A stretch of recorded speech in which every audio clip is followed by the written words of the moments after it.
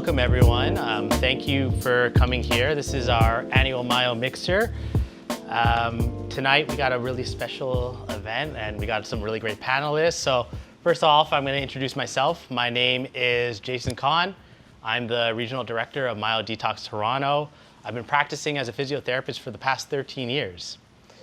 This man to my left, Kevin Marryshow, he's been a practicing chiropractor for the past 13 years, and he's the Director of Brand and Marketing here for Myo. Jasmine Choi, she is one of our newer clinic directors, and clinic director actually at one of our first locations, City Place, and she's been practicing for 5 years. Oh, I nailed it.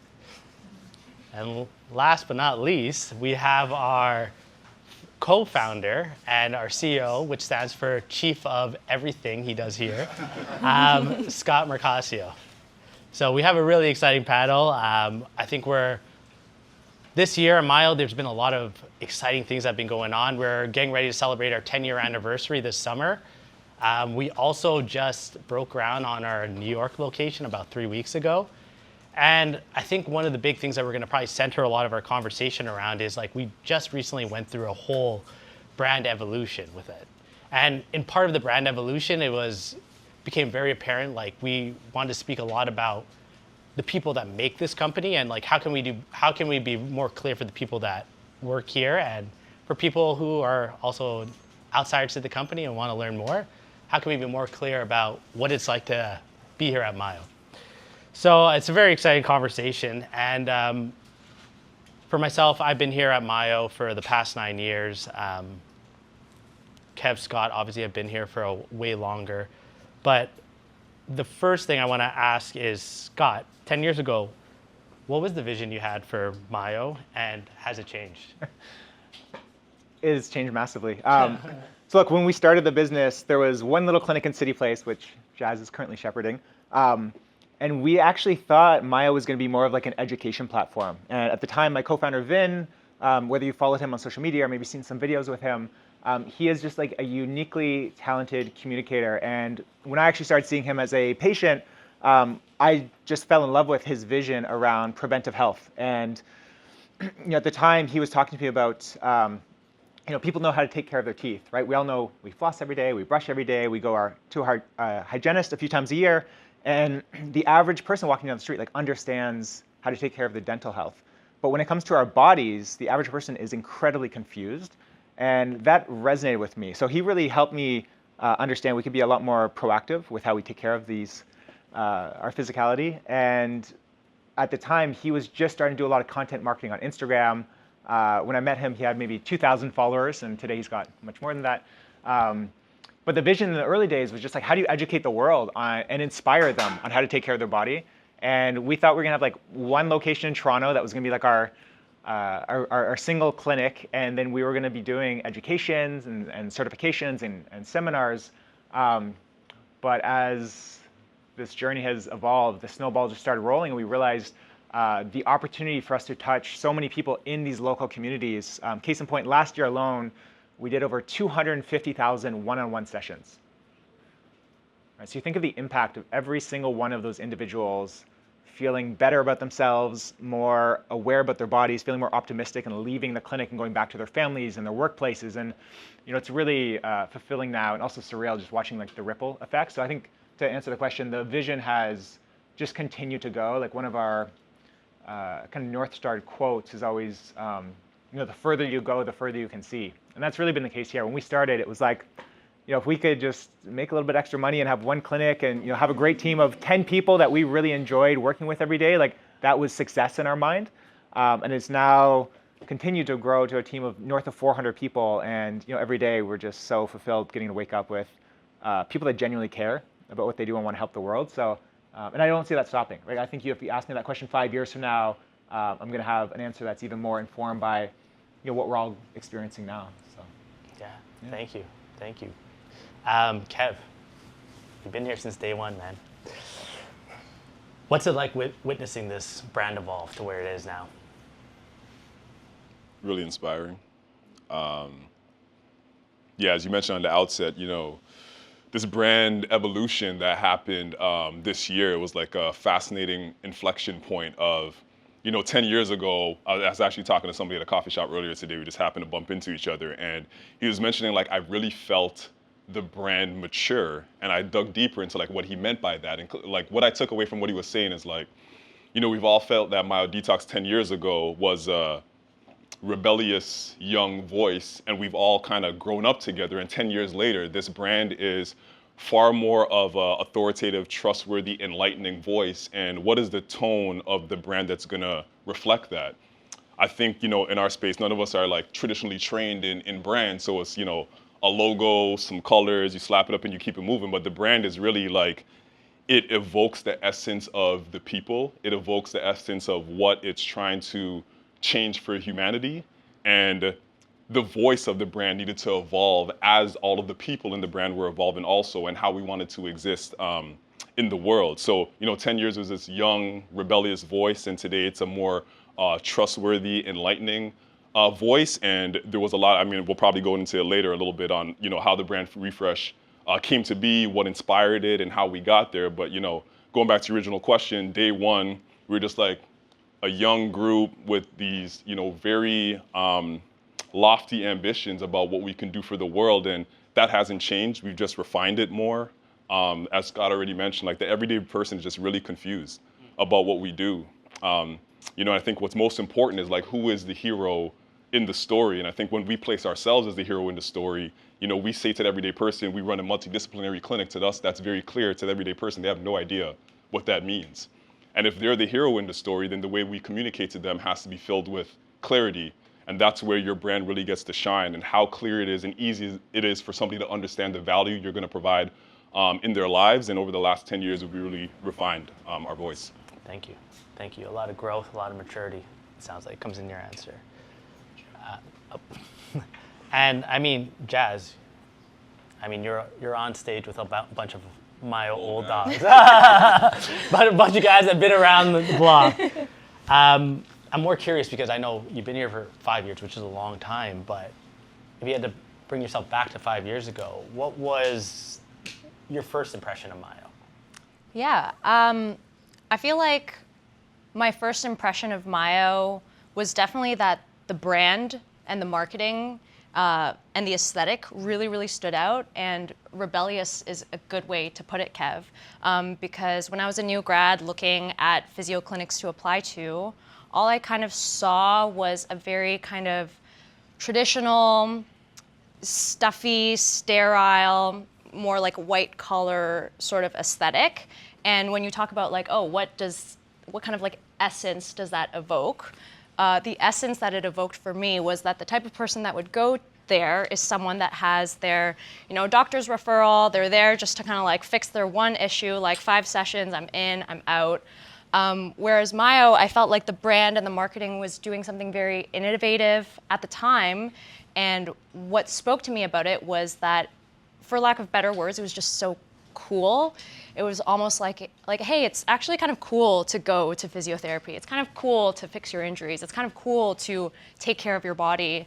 And I really liked how it was kind of reframing or rebranding physical therapy as a whole as not just something that you do just because it's deemed medically necessary for you, but more so like a lifestyle choice that you make because you want to, because you're someone that cares about finding the root cause of issues, or you care about preventative health. So that's kind of the big thing that stood out for me.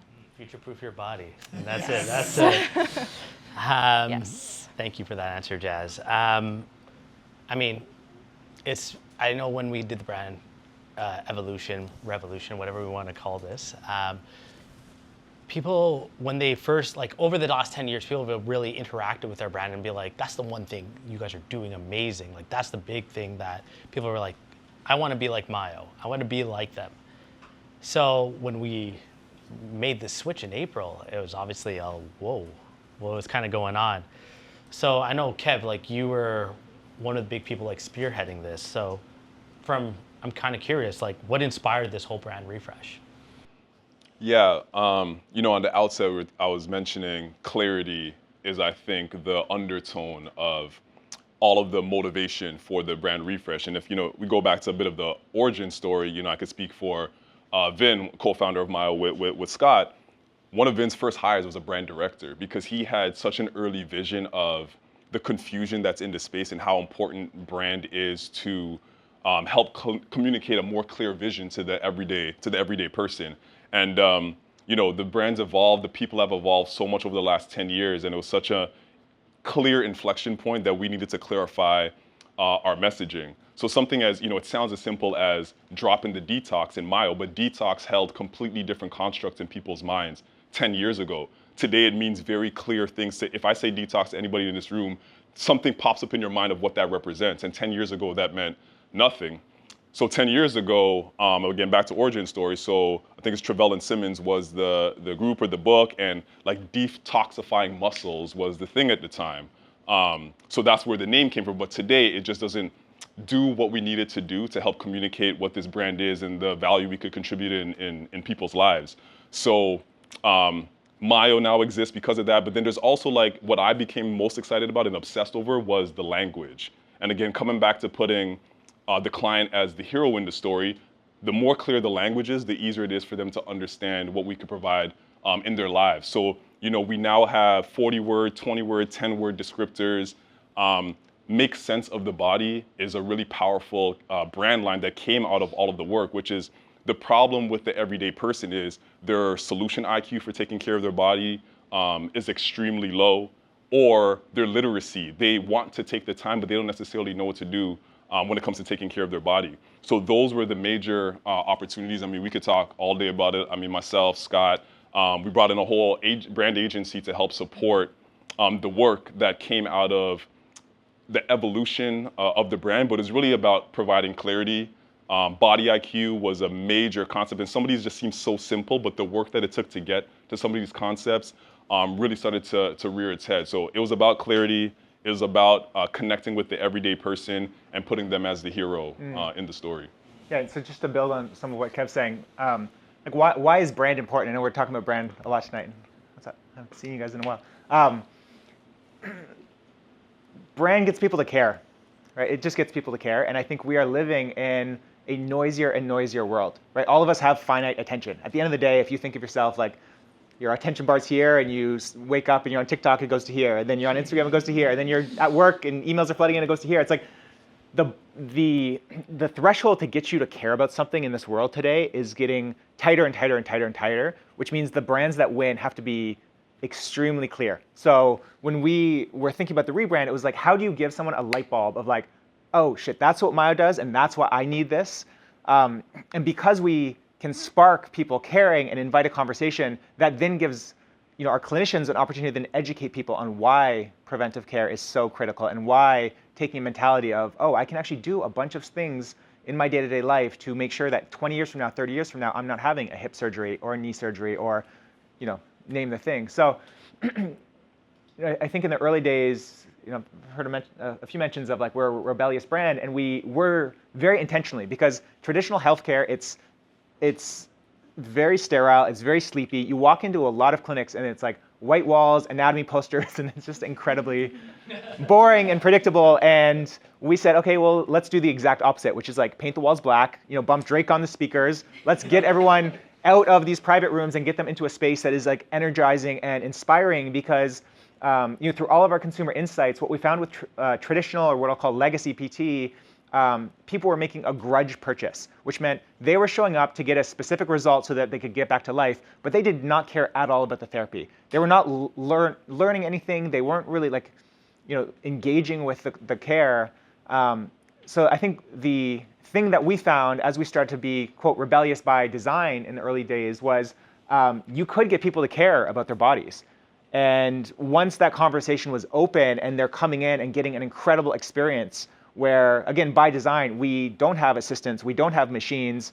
We said, we're not going to do any of this shit that like we don't believe in. Like I would not send my parents to a traditional insurance mill clinic because that's just bad quality care. So we said like the pinnacle of Myo always needs to be like great therapy is going to turn into a great business. And then it's like around that, what is every lever we can pull to get people to truly care? And in today's age, I think the average healthcare company, they think of themselves as a healthcare company first, and therefore they really undervalue the importance of brand. But we are just like immersed in consumer brands, and especially millennials and Gen Z. Like, brands are our identity in many ways. And whether it's the boutique fitness class you go to, the handbag you carry, the food you eat, like it is becoming a brand-centric world. And we have recognized that. We've been really fortunate to be able to be around a lot of sort of the best brand strategists in the world. And whether that's spending time with Nike or Equinox or Lululemon, it's opened our eyes to recognize, like, if we are going to shift the consumer behavior in the next decade to recognizing, like, wow, there's so much we can do to age gracefully and use our bodies for way longer than we do today. Like, we need to have a brand narrative that is so resonant to the average person. So it's been really gratifying to watch it come to fruition. We spent kind of 9 months on this brand refresh, and we interviewed hundreds of our clients in every region. We talked to dozens of our clinicians, and we really were trying to boil down, like, how do we cut down all the noise and just get to something that is so crisp.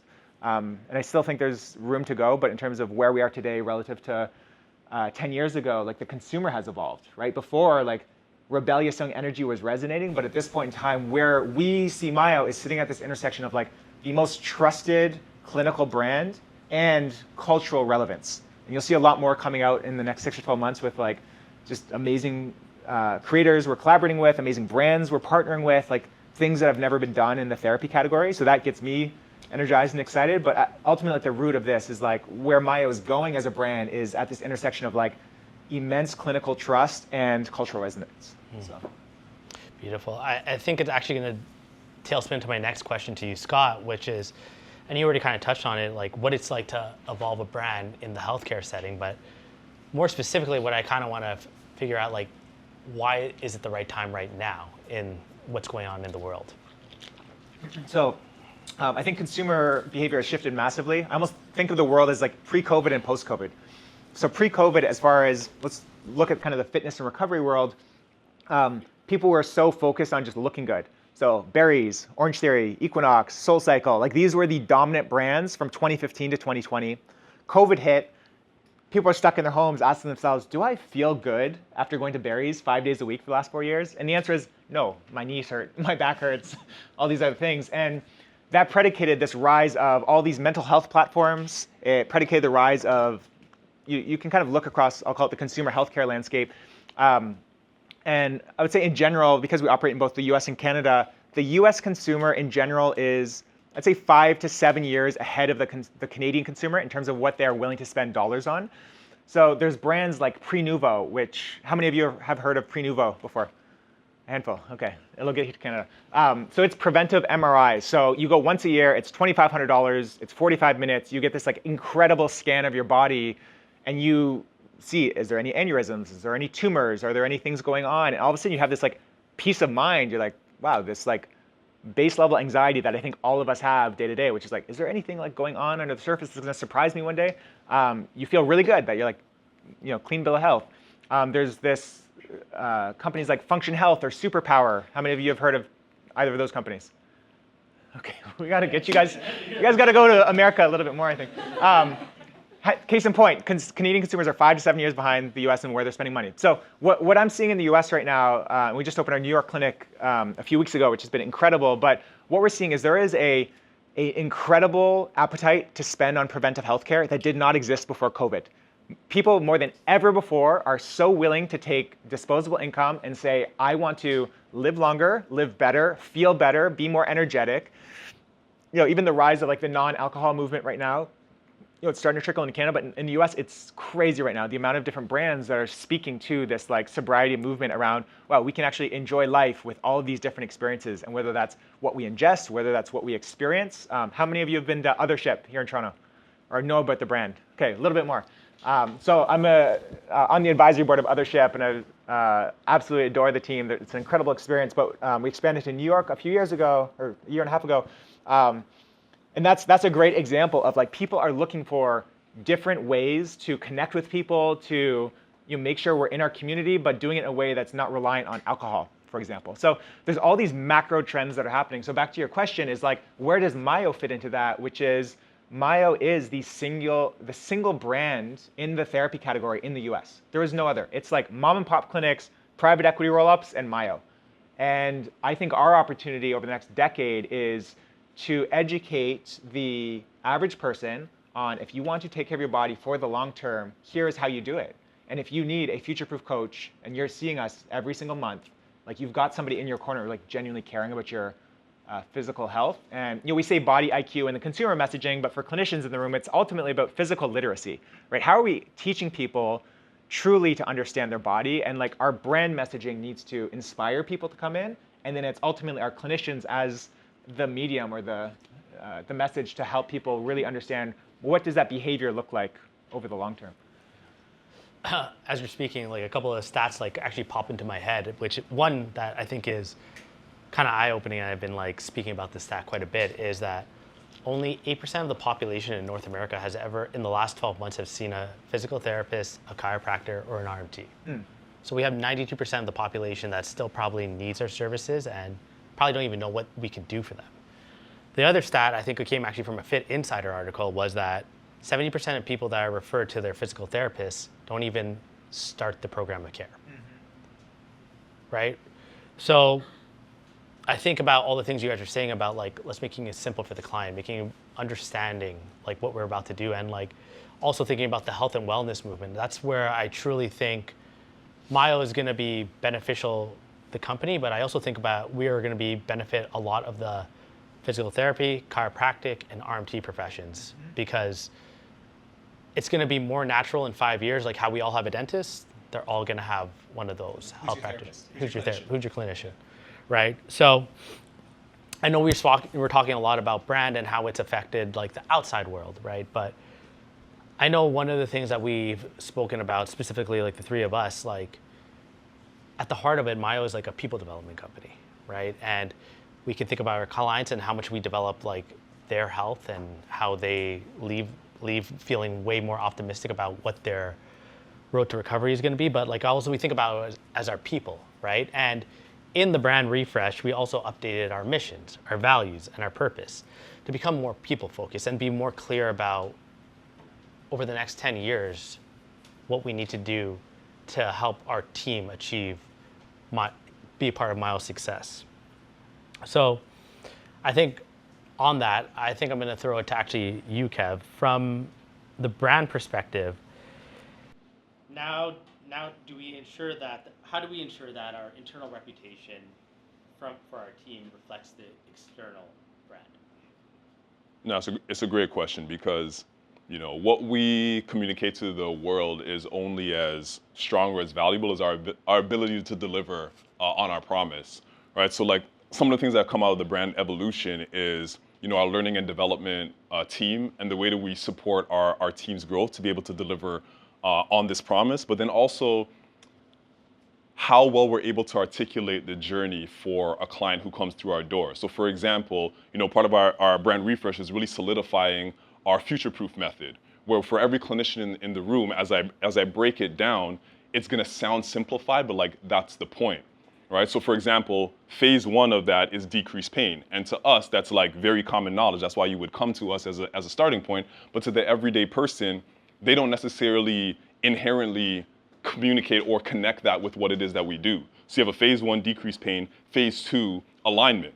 And internally, again, if we're the hero in the story, alignment makes a lot of us feel uncomfortable as a term, depending on your philosophy, what you believe. But when we say alignment, we're talking about posture, we're talking about positioning, we're talking about something that we all believe to be true. It's just that word means something to the everyday person. So if that's the starting point to help somebody understand what the next phase after decreasing pain is, then we need to start and meet them where they're at. Phase 3 being, let's say, learn to move. Again, for us, it's not that simple, but to the everyday person, okay, I can understand how this journey is going to be extended, and we're lifting the hood on what Futureproof as a journey actually means. And then to your question on like, how does that support our team? That gives us an internal roadmap of how we develop as clinicians. So if phase 2 is alignment, and I feel like that's where I'm weakest in my ability to move somebody through their journey, then I have a part of my own craft to focus on, and then we have internally the resources to support that person, whether it's a lead clinician at their clinic or it's a monthly recharge that all in Toronto happens here at Path. That's the infrastructure necessary to deliver on our promise. So that's where brand meets development, meets our opportunity to deliver on the promise, and then our team gets to evolve and develop because of the brand that we're communicating to the world. So the flip side of what we're saying to the world, if we're saying our mission is to raise body IQ globally, then that puts the pressure on us internally to make sure that we're getting our team set up for success to be able to deliver on that promise. Thank you. And I know as you were talking about like the different phases and you're talking about like our internal development of our team, it makes me think about what we did back in January, which was we shut down 20 of our clinics in order to run a 2-day course to make sure that our team got the first taste of rolling out what we now term as our alignment course, right? And moving forward from 2026 onwards, it becomes like an evergreen course that any new clinician that comes to Myo, like that's for you to take, and it's going to be taught by our lead clinicians free of charge for anyone that's works for Myo, right? So I think a lot about that and like getting more clear on like our vision and like where we need to do to exceed, like helping with their team's development. I think my next thought and my next question actually goes to you, Scott, which is, how do you see the connection between how we care for our team and how it translates into client care? I have thoughts. I'm actually curious how you answer that question. Say that one more time. How do you see the connection between our care for our team and how does it connect with client care? Well, I feel like it goes back to like that old saying where like you can't pour from an empty cup. So the therapist can only give if they feel like their cup is full as well, is kind of my first thought. Yeah. I was curious your answer because like brand new in the clinic director seat and you're getting used to like managing a team. So look, when we started Myo, I was like 25 years old. I had no management experience. I had no leadership experience. I had no idea what the fuck I was doing. But I've learned a lot over the years. And I think one of the biggest things I've learned is like, when we take care of our team, like so many things take care of themselves. I think at the end of the day, something I'm so privileged by, which is like we have so many passionate people that not only want to grow in their careers, but just want to grow as individuals. And to be able to show up every day with people that have a growth mindset and like truly care about what they're doing and want to be the best versions of themselves to show up for, and not just clinicians, like any of our team members. I think we attract people that are generally like motivated and engaged by life. So our philosophy has always been like, what can we do? And whether that's like internal in-services, whether that's like supporting people through external courses, like our continuing ed program, whether that's doing coaching, like I know probably like about 15 team members right now that we're paying for executive coaching for them, and like we're seeing just like incredible results being able to like support certain people's journeys through that way. So I've always sort of looked at Myo as a platform for personal growth, like myself included. Like what I love about Myo is like every day that we're like, quote, more successful, I'm like doing things that are more complicated than I've ever done before. Like we're about to open our 23rd location in a month, and I've never ran a 23 location business, but I got to figure it out because it's sort of on me to do that. So it's like the journey pulls the best out of all of us, and I've seen that with all three of you. It's like the challenges we show up to every day that sometimes feel daunting and overwhelming. Like ultimately, that is where the growth is, and like the seed of our next opportunity is. And that's probably what I'd put back, just to like, if you are considering a career at Myo, like no, it's like it's not the easiest job. It's not the easiest company to work for because like our expectations are high. You're around people that like care. I can see a couple lead clinicians in this room that I've had direct conversations with that get so frustrated sometimes when like their team or their individual team members like don't care enough to like want to master the craft of being a great clinician.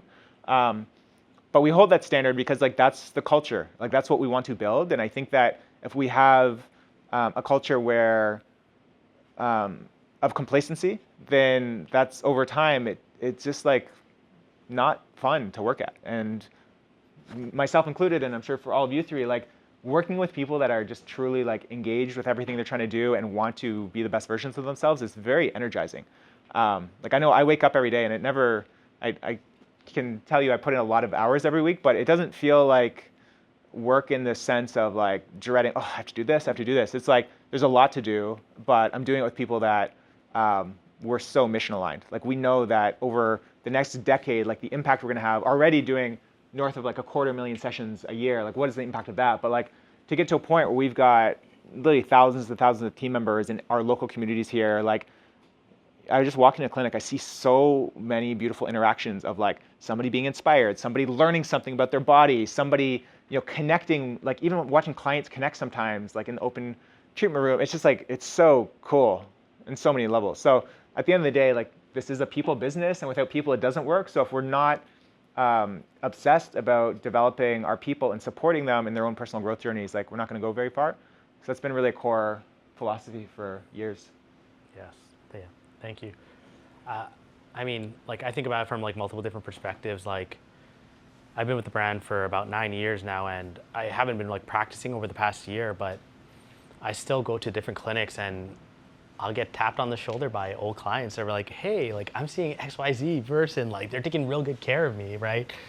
And that's, to me, like a nice reflection point about like, oh yeah, we're building a lot of great people, like we're bringing a lot of great relationships. We're like really helping our communities that we are entering in. So, I mean, I think all this to say is like our mission doesn't happen without the people, right? And going back to, I think we are a people development company, and even when it comes to this brand refresh, I think the brand is our people, right? So it's been really kind of nice to kind of see that. But I know one of the big core philosophies that kind of come out of this brand refresh has been body IQ, right? So Kev, like, when I ask you, let's unpack what that actually kind of means. Like, body IQ, it sounds great in theory, but what is it, and why is it so central to the new direction we're going? Yeah, for sure. I think that body IQ is a concept we didn't even realize we needed as a brand. And I know we toss around the words like brand and marketing a lot. And I feel like even for me personally, earlier in my career, like those terms make us as healthcare providers like really uncomfortable. But to where body IQ came from is, again, first principle is how do we clarify the messaging and the value we could provide in people's lives. Ultimately, like, that's what it comes down to. And as Scott mentioned, like, we talk to so many people about what they're confused on. And when they hear a term like body IQ, we don't even necessarily know what that means, because we can pour equity into it, but the everyday person's like, yo, I'm curious, because I feel like my body IQ is low. IQ is a word that people can anchor themselves around. It's like some sort of like intelligent or how smart I am about something. And then when you attach body, it's like, I'm not that smart about my body, so tell me more. And on one end, there's an opportunity to really form what that term means. On the other end, it clearly sparks curiosity, which is the most exciting part of that term. And literacy, like Scott already mentioned, like physical literacy is what people truly are saying they need in varying different ways. And body IQ presents this opportunity to pour equity into a concept that we can continue to build over time. And now when we bring back in the term brand, it becomes really fun to communicate what body IQ means. So I've been messing around with ChatGPT a bunch and AI, and like I speak to chat like my subconscious partner. And so I kept having, every time we said body IQ, a light bulb would pop up in my head, and it's not crazy. Like the earliest iterations of cartoons, like light bulbs, was like, it's not novel. But for me, I just heard body IQ and I saw a light bulb.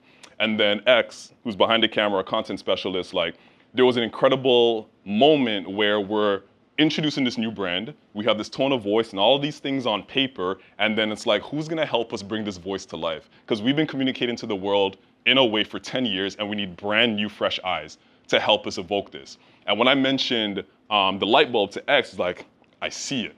So one of our earliest pieces of content, X had light bulbs all over people's heads around the clinic, and it's like a really fun way, like there's a connection with like emojis, but the light bulb translated what it is that I feel personally is our unique value prop, which is you read 100 Google reviews, the standout thing is I learned more about my body. I got new insights that I never had before. So there's a clinical resonance to it, but how do you communicate that clinical resonance to the everyday person? And as simple as it sounds, a light bulb is a way that you can do that. So it's really fun contextualizing the concept of body IQ, and because it's not a term that exists in the world, we just get to have fun with it, but it means something to a lot of people. They just don't know what it means to them yet. So it becomes a curious anchor for them. So we're having a lot of fun with Body IQ. We're going as far today as like we're calling these group classes that we've been running Body IQ group classes. I'm intrigued. What am I going to learn in this group class? And then that's when, you know, one of our new core values that emerged out of the brand refresh, which is set the pace. Nobody in our category has ever thought about the idea of like running group classes as a physical therapy company, right? It's one-to-one care, but there's a certain point in the journey where I think all the clinicians in a room, if 20 people are experiencing the exact same close enough knee discomfort or experience, like there's a point in the journey where a lot of what we're doing with them on the floor is going to start to look the same. Why can't we bring 20 people in a room and run it together? Because what's interesting about physical therapy and people experiencing pain and injuries, it's a very lonely journey, right? Run clubs bring you together, like there's all of these activities that bring you together, but your body and physical limitations and what that does for your identity, your family, the way you move through life, it's a very, very lonely journey. And you take Body IQ, you add group class, now we have a new concept to figure out how we're gonna build together. So, you know, to Scott's point earlier, it's like, it's a very quiet space. We're the only ones in the category doing something on this scale. So we gotta draw inspiration from other places and other brands around us. And, you know, we've already gotten so much insight from our team, just thinking about how they see Body IQ existing in our ecosystem. And I'm even in clinics and I'm hearing people start to use the term. So it's really exciting to see the term in of itself gain legs over time. Speaking about the front line, Jazz, you're still treating quite a bit. And you probably are explaining to clients on a day-to-day basis about what Body IQ is. So how do those interactions go? How do you explain it? And how do you explain how important it is to them? Yeah. I think something that's really resonated with a couple of my clients for explaining Body IQ is you can kind of relate Body IQ with mental health. So if you think of mental health, every individual might have a tendency towards maybe certain thought patterns, certain behaviors, and this is all kind of shaped from a variety of factors: your genetics, childhood experiences, your environment, culture, and understanding how all of those play together is really crucial to being able to figure out like what are your root issues, how can you develop a capacity to withstand stresses and triggers throughout life to protect your mental health. And Body IQ is kind of like that, but with your physical body, where every body kind of has a tendency towards certain maybe postures, compensation patterns, restrictions, again, based on a variety of factors: genetics, your past injuries, what sports you played as a kid, what are your current physical demands of your current lifestyle, and starting to put that all together and understand like what are the reasons behind some of the root issues that you have and how you can better sort of prepare your body and build a better foundation to be able to navigate stressors and triggers moving forward in life. And I like that analogy too, because it's like there's always going to be stresses and triggers, and they don't necessarily have to be bad things. If you're like a right-handed racket sport player and you're literally always turning this way, what kind of pattern do you think you're going to have a tendency to move towards? And again, it's not a bad thing, it's just a thing, but the more that you can kind of understand about that, the more well-equipped you can be with tools and strategies to be able to be more resilient for all of the things you want to do for your physical health moving forward. Yeah, and I feel like it's a good analogy too, because I think still with physiotherapy, people tend to want to think of it as a very like finite journey. It's like, hey, I have dysfunction, like when am I gonna not have dysfunction? But I think these days there's generally better understanding with mental health that perhaps this is a lifelong journey, perhaps there's always going to be patterns that I tend towards. And so I like that analogy. Yeah. Well said. That was really great. I mean, I think that's a beautiful way to kind of bring it up. I know we've been speaking a lot about the brand refresh, and a lot of our roots came from the clinic that you're at right now, City Place. That was obviously our first clinic 10 years ago, right? At the later half of September, we're getting ready to open up our 23rd location right down the I guess, path from here, right? We recently just opened up in New York, right? And I know something that's come with operations is like, we can't operate how we started 10 years ago, right? Like with growth has come a lot of different opportunities and a lot of different like structural changes to be able to scale this product that we believe so much about it to all the different regions we are in. So for Scott, what have you learned about scaling a company without essentially losing its soul? Oh, good question. What have I learned about scaling a company without losing its soul? It wasn't like the plan to scale necessarily. It's just like Myo's kind of like an idea whose time has come. You know, like we could chill. We don't need to do 20 plus locations. We could have 5 in Toronto and like live a fun life and have a great team. But I think as we've grown, like we've just started feeling more and more like the weight of responsibility that if not us, who? Like who is going to shift the consumer to true preventive healthcare around their physicality? I don't know. I don't see other brands out there. There's definitely a lot of incredible fitness brands, but in terms of like clinically sound, best in class, like there's nobody. And I think the interesting thing, the thing that went our way is because I'm not a clinician and I've been able to think about the business from the very first day and just constantly work on the business, it's allowed us to have sort of an atypical view on just like how we think about scale. So even when we went to LA in 2019, one day I'll post this video. I literally have a video, like a little vlog when I was signing the lease in like 2018. How old was I? I was like 29 years old or something. And I was signing our first lease in West Hollywood. And I calculated the rent, and it was going to cost us over a 10-year period, like, I don't know, like close to like $3 million US or something. And I was with Vin, and I like had this blog, and I'm like, you know, if this doesn't work, we're done. Like, we're bankrupt. We're both personally guaranteed on all this stuff. Like, that's it. We're starting over. And he's like, I mean, that's what it is. I'm like, I guess that's what it is. And like, and then I sign, and like, I'm still personally guaranteed on like millions of dollars of liabilities, which is fun, you know? It's like, makes you sleep good at night.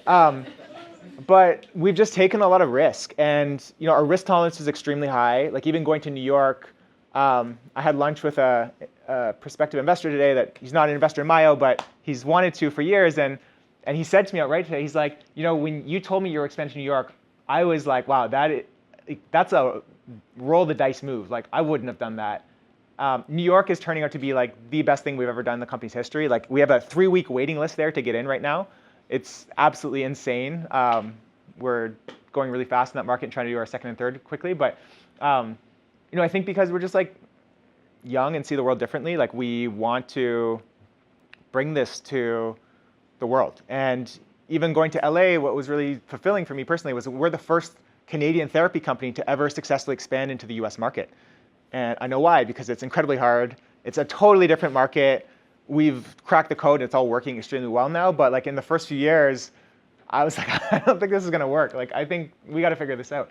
But back to your question specifically on like how do you scale without losing its soul? It's like, I think every decision we make either compounds the essence of what we're trying to do or takes away from it. And I think the best companies have to have like an incredibly aligned mission, vision, values, like backed with financial discipline. And it took us years to actually figure out like how do you run a business? How do you be capital efficient? How do you support a large team and make sure that just from a, oh God, there's so many factors that go into just like stabilizing a company. And like the concept that comes back to me is like, how do you institutionalize something, right? So if I get hit by a bus tomorrow, I am 1,000% confident that the company will continue to march on. That wasn't the case 5 years ago, right? Because we didn't have certain people in place, systems in place. But as I watch like the next generation of leaders, like you know, a dozen of which are in this room today, it's so fun to watch like their growth journeys. And I know like at some point I'll get so tired I can't do this anymore. But you know, the next generation of leaders who are like ready to continue to carry on the torch. And like the fun thing with Myo is I am so unsure about a lot of things in this world with AI and tech and geopolitics and everything, but something I am absolutely certain of is 20 years from today, a lot of people are going to be waking up with back pain and neck pain, and that's just the reality. Like we are, I read this great book recently called The Extinction of Experience. And this author's she's a philosopher, but she talks about how we are increasingly living what she calls disembodied lives, right? Because we have these phones and these devices and these laptops, the world is almost conspiring to pull ourselves out of the physicality. Like we can live all day long in our minds and TikTok and Instagram and social scrolling, but we're not going to leave these bodies, right? That is just, at least for now, until Neuralink really takes off. But the reality for us is like we are building like a generational company, and it's so clear now. We've sort of made it through the hardest minefields that every startup and company makes it through, in terms of like what would likely kill us is not, and whether it was COVID and our revenue going to zero overnight for months and having to navigate that, whether it was, I have a long list of crazy things we've been through, but because we've been able to successfully navigate them all and learn from it and grow from it, that's created a resiliency in the company that has now given us what I see as like a much longer sort of next 20 or 30 years ahead of us. So I think companies lose their soul by not playing the long game. Right? I think we try to take like a 10 to 20 year view on like all the decisions, and whether I'm sitting in the CEO seat 20 years from now or not, like the principles and the essence of what we're trying to do need to stay true to the company. And even all the core values that we refreshed last year, that was with the intent of like, Myo has grown up, all of us have grown up, but the company as a whole has grown up, and like we need to consistently be checking in with ourselves and being intellectually honest. Like, are we being true to the mission and the people driving the mission forward? So I don't think it happens by accident. I think it takes a lot of thoughtfulness and pruning, and it's not just a me thing, it's like an us thing of making sure every day, like the decisions that we're making, we need to build a sustainable business, like that is a fact, but at the same time, if we're not putting people first, if we're not investing in our team, if we're not being obsessive over the client experience, if we're not genuinely creating the best quality experience when people come in, like I think in the long term are shortcutting ourselves. And like, again, there's a reason, like, of course we could drive more margin if we had PTAs and kinesiologists working here, but we don't. We do that for a very specific reason, because we have a point of view of what we think best in quality care is. And there's hundreds of decisions we've made over the years to that effect that I think have given us a lot of emotional bank account with our soul or essence, if you want to call it that. And it's kind of on us to nurture it. I think companies can lose it. But I don't think it's a scale thing. Like, I don't think there's a difference of being at 20 or 50 or 100 locations that all of a sudden we like lose our soul. I think it's a shift in mentality and a shift in principle. And I think that we've tried to just be really careful around like that does need to be the core. If I could build on the soul with scale, and I think like on a term we talk about a lot, which is like how do you grow big and stay small. Like I look at so many leaders in this room at Myo, and I feel like where the soul gets kept is at every one of our clinic locations. Like that leadership team treats that clinic, that team, that community like their own. They live there, they're a part of that community, and the soul stays because that clinic starts to take on its own identity.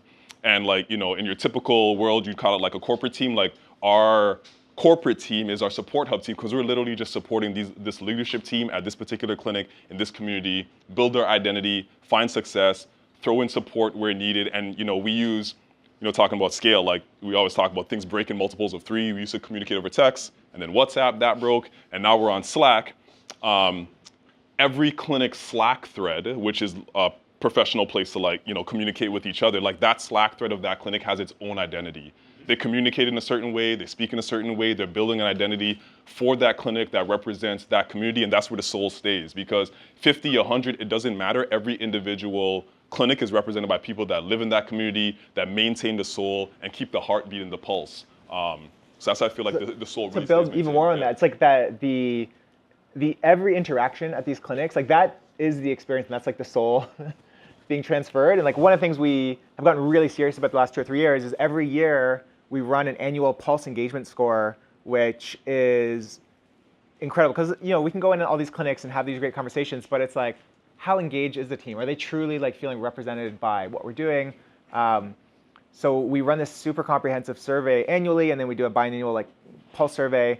But it like mathematically shows across all of these clinics, like the engagement scores, the buy-in, are people happy? There's like dozens of dimensions, and it's so interesting to like dissect it and realize like, oh, like for whatever reason, like this specific clinic is not understanding the growth paths at Myo well enough. So like, how do we support that clinic director and that operations lead to be able to like communicate that more effectively? So not only I think do we have a pretty good intuitive sense of like how the clinics are feeling, I think there's great communication from our clinic directors, but again, we're not really tied to anything. Like there's nothing special in this business that can't be changed at the end of the day. And like ultimately it is a symbiotic relationship with like our support hub team, our field teams, and our clients to make sure that like we're all setting each other up to have this incredible experience and stay engaged with it all. So engaged team, like what we talked about earlier, when like our people are good, our business is generally good. So People good, business is good. Yeah. Right. So I think also like I know we're on this topic of scale, and something that I know hasn't come up when you guys were speaking is that with the scale, it's brought a lot of unique opportunities, right? And I think on a week-to-week basis, there's always like something brand new that's come up, right? And I think about like things like about our Only at Myo experiences, where we've been able to send some of our clinicians to Scottsdale, to Vancouver, to Miami, all to help support Lululemon's 10K races. I think about some of the things that we're doing with like sending some of our team members to New York, right, for the opening party. I think about like the amount of leaders you speak about in the room, right, and like with the amount of growth that we've done, we've been able to open up new opportunities for clinic directors, lead clinicians, right, and other support hub roles, right. So I'm more curious for you, Jazz, because I know you speak to a lot of clinicians on a day-to-day basis, like whether it be your team or people who are looking to work here. So I guess my question for you is like, imagine if you had to go for coffee with yourself from 5 years ago, right? Like, how would you explain career development at Myo? I would say that Myo is very unique in the sense that it's probably one of the few, if not the only clinic/company that offers the degree of growth that it does for people in this industry.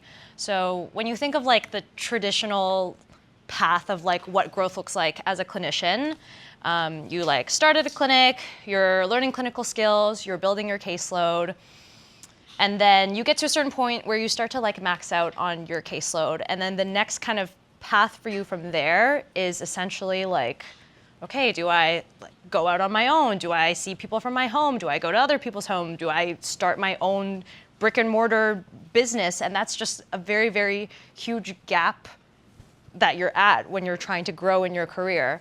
And so what's something really unique that Myo has been able to do is actually offer a career path or a growth path with like a ladder and rungs to climb, essentially, to grow in ways that feel resonate with you, as opposed to like the previous traditional path, which feels more like you're like climbing a mountain, and then once you're at the top, you have to like jump off a cliff to hit your next kind of milestone.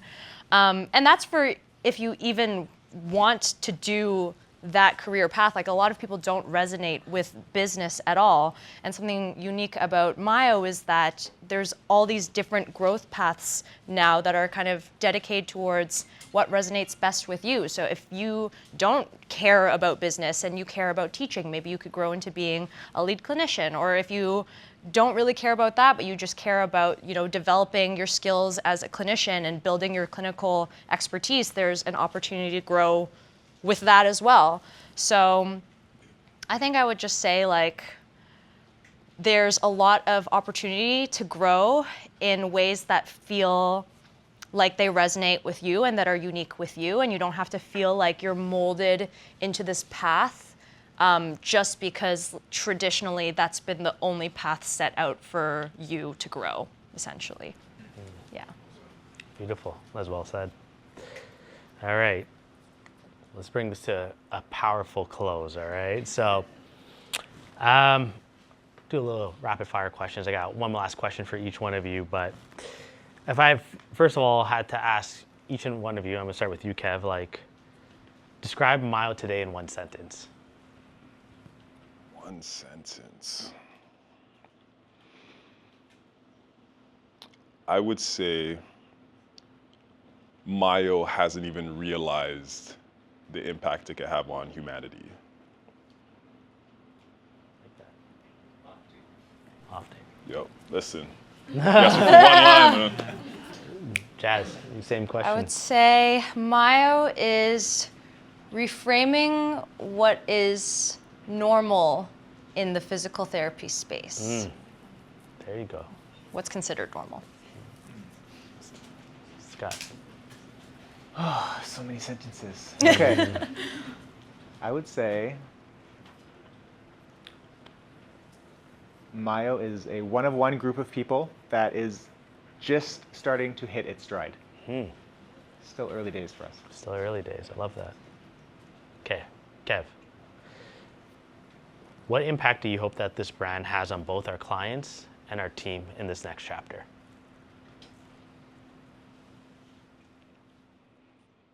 I hope for, I would say not even our clients, but to your data point earlier on the 8%, the 92% see what life can be like and what their potential is. And what it takes is a brand that resonates them, speaking in a way that they haven't been spoken to before.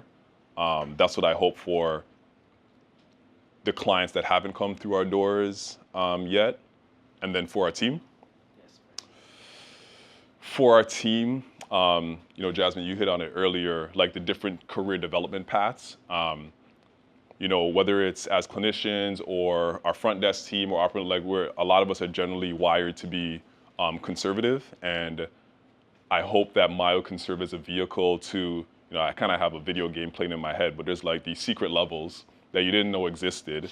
The clear ones is like you mentioned it, you kind of like work at this clinic, you get as busy as possible, you maybe jump off this far ledge and open up your own company, and Myo creates new paths for you. I'm a living example of that. I'm a chiropractor, I've been practicing 13 years, and now I'm brand director for Myodetox, and I get to express my voice in a different way to contribute to Myo and humanity. And my hope for the team is that it unlocks paths of creative expression for every single person on our team, clinician, front desk, support hub team, and really, just creates a path they didn't know existed, and Myo offered the tracks for them to get there. Well said, my friend. Jazz, what do you hope we're known for in 5 years? So I think where we're at right now is, like redefining what is normal in the physical therapy space. We kind of touched upon it. Like, I want it to be normal for people, the average person. You don't have to be like an elite athlete or have these crazy high performance goals to have a care team, to like have a go-to physio, chiro, RMT. It would be great if that was just kind of normalized in society. But I do also think that's just kind of like a good jumping point. It would be, I feel like Myo has the potential to create a lot of impact and spreading awareness in other more niche areas of physical health as well. So for example, I personally am pretty passionate about pelvic health. It's gained a lot of traction over the last couple of years. It's been talked about more than it ever has been before, but I still think not nearly to the degree that it should be. And I think Myo is really well positioned to be pioneers to essentially normalize what is and isn't normal in all aspects. So not just pelvic, it could be TMJ, it could be concussion, it could be vestibular rehab. I think, it would be amazing to see a future in which Myo are pioneers in terms of determining what is, and not determining, but rebranding what is and isn't normal for physical health. Yeah. Beautiful. Well said. Scott, you got to close us off with a bang, okay? All right, I'll try. So, looking ahead, accomplished NYC this year, tons of growth ahead. If you had to envision the next 10, what is Myo's most ambitious goal? The next 10 years? Next 10 years. Our most ambitious goal, let me think. Or what's the most ambitious thing Myo can, that most So look, people are I not think, thinking? Our clients are incredible. I think the thing that I really enjoy hearing from our clinicians is like they really get to work with like a preferred clientele. The average person coming to Myo is generally like 15 to 20 years younger than the average person that uses PT or chiro services. And by the way, all night when we've been saying physical therapy, like we think about that as sort of the broad blanket of like all allied health services, but we like that term. Look, I think we're going to have an incredible impact on clients. A decade from now, we're going to be seeing millions of people a year, and that's going to be surreal and exciting. And very much thanks to like many of the people in this room who are on our team helping to drive that growth. But I think the singular thing I am most focused on is leadership development, personally. Just one of my philosophies in life is I think the average person is sleepwalking through life. I think tech and consumerism and social media and everything lulls us into being very asleep to our own lives and our own potential. I was in Studio City in Los Angeles last week having a one-on-one with one of our clinicians who he visited New York a few weeks ago around the opening and our launch party, and he came back and he was rattled in, I'd say, a positive way, because he was like, wow, am I thinking big enough? Like, should I move to New York for a few years? And he asked me this question, which kind of stuck with me, which is like, how do you think about risk? And look, I'm an entrepreneur. I've bet it all dozens of times. I'm very comfortable with risk, but when it came to like counseling him and how to think about it, my answer was like, I think the average person does not bet on themselves enough. I don't think people take enough risk in life, especially when you're in your 20s and 30s. Like that is a time to like go all in on yourself over and over and over again. And ultimately, I think there's a time and a place once you have a mortgage and kids and everything. And I've got a 3-year-old and 1-year-old, and my risk tolerance is slowly coming down a little bit. But what I hope for Myo, especially with our leaders that are growing, they get to be exposed to a level of thinking, especially our Canadian team that gets actually exposed to kind of a lot of American ideals around like, it's okay to be ambitious. It's okay to dream and think about like, you are here for a limited number of years, and like, what are you going to do with it? Like, that's always the question. And it's so easy to let 5 years, 10 years, 15 years pass, and it goes quick. It goes really quick.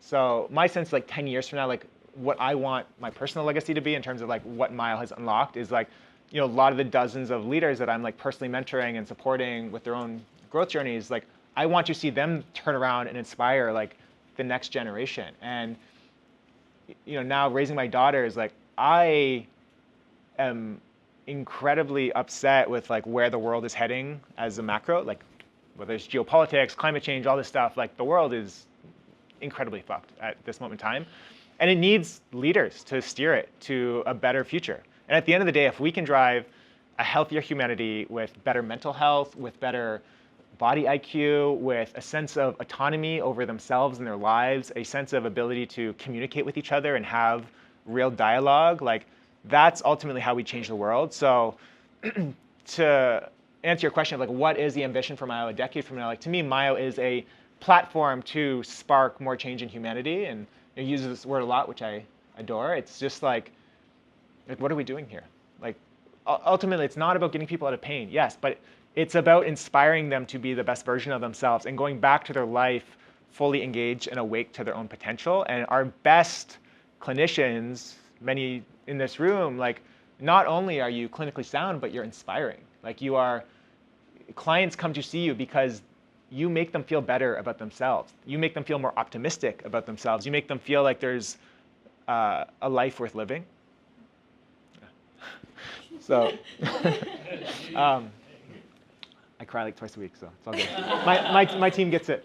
But yeah, I'm really passionate about this stuff on every level, and the people that work really close with me, they get to see a lot of the passion. I try not to go too much in big groups, but I just think like life is so short. It's so short, and every day matters. Like, what are we doing here in service of our fellow humans on this earth? And I think it takes a really committed group of leaders. Like, what can 100 people in this room do if we have a singular vision of how we think the world should behave and how the world should take care of themselves and treat each other? Like, that's a ripple effect that can go forever. And Myo started with a very small handful of us of 5, 10, 15, and 20, and it grew and grew and grew, but it all grew because of a shared belief and a sort of a shared belief and a shared vision on like how we believe the world should be. And today, if I walk into some shitty insurance mill clinic where you see a therapist for 10 minutes and you get stuck on a machine or you get passed off to assistant and they're just trying to bill the shit out of your insurance. Like, what is that? Like, that's not anything that we want to tolerate. So there is a very specific point of view that we have, and that's why when you come into the clinic, like, you know, our expectations are high. Like, you're expected to be a great clinician. You're expected to study and be mentored and lean into that.